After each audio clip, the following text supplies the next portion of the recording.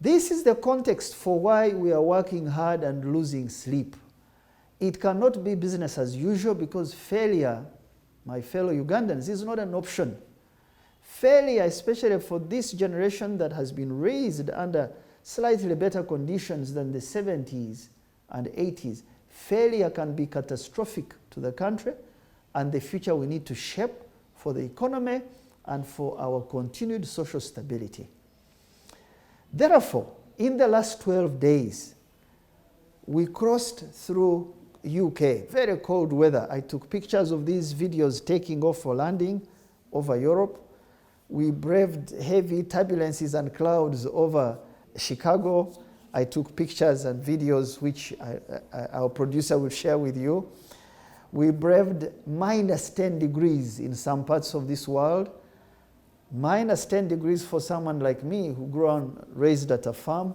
I don't know how people live in those countries. But we were there in those days to deal with three things. First, to find off-takers of Ugandan products in the 13 category areas: coffee, fish, fruits, vegetables, flowers, milk, beef, cement, poultry, sugar, steel, tourism, banana flour, and grains.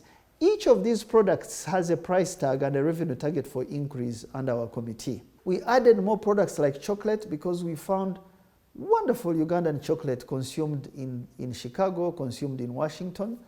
I think it's produced by a company called Latitude.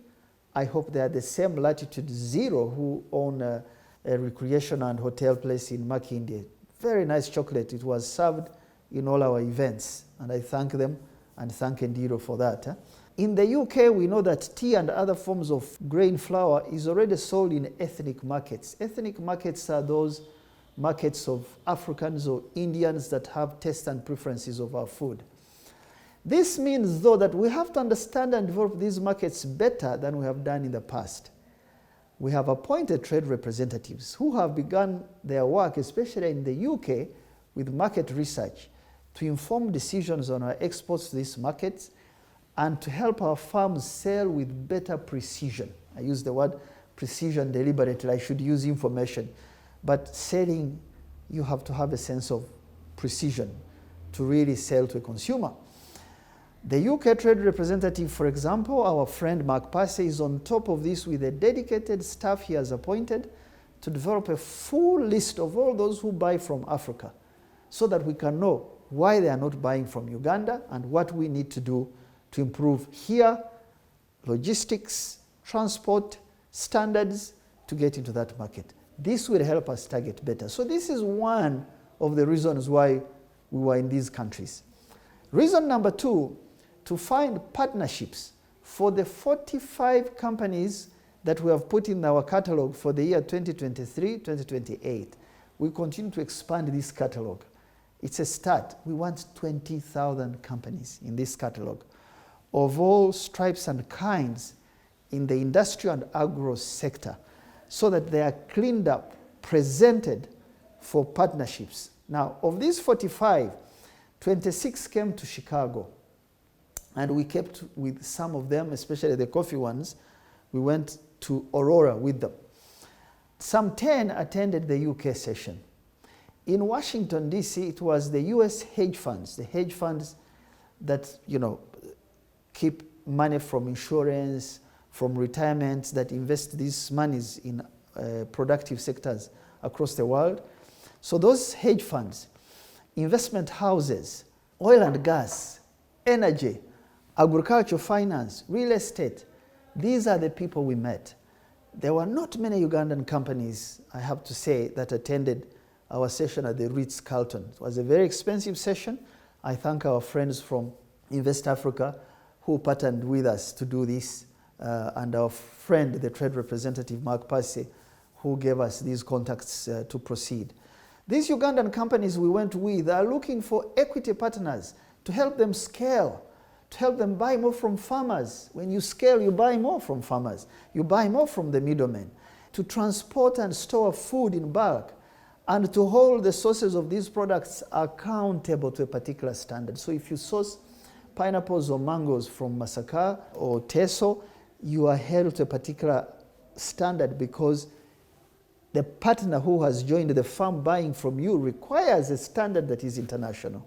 This is so that we can stand together as a country and overcome the negative history of poor performance and the embarrassment we see in our export markets with interceptions daily, which denies our country the necessary revenue to grow. These SMEs or small to medium enterprises on their own, I am aware they will not drive the change needed to achieve the $6 billion target, let alone to surpass and compete at a global level as the president challenged us on this roadshow. These companies need to be rebuilt, reshaped, rebooted in order for them to compete at an international level. That was our second reason why we were out in those 12 days. The third reason is this: to find investment of an idea we are developing called the Uganda Export Credit Fund, which will help to develop our industrial parks for manufacturing goods to supply the Africa common market and beyond. Now, I want to thank UNDP. A wonderful lady there, my sister called Elsie from Ghana. We are working with the UNDP, which she heads, to get Uganda to join what is called the Guided Trade Initiative, or GTI. These are countries that have decided to start and trade together under FCTA regardless of the barriers still existing.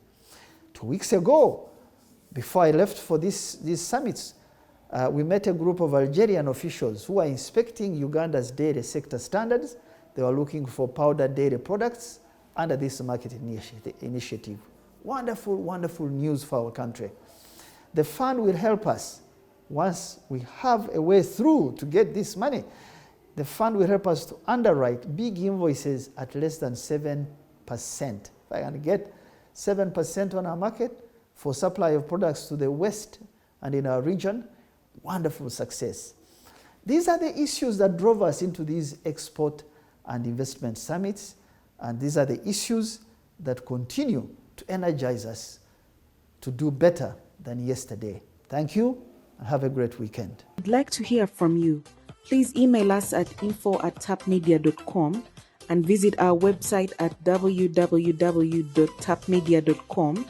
You can also visit our offices located at Tomosi Business Park, Luzira, Port Bell Road, or call 0414 220 702. Thank you.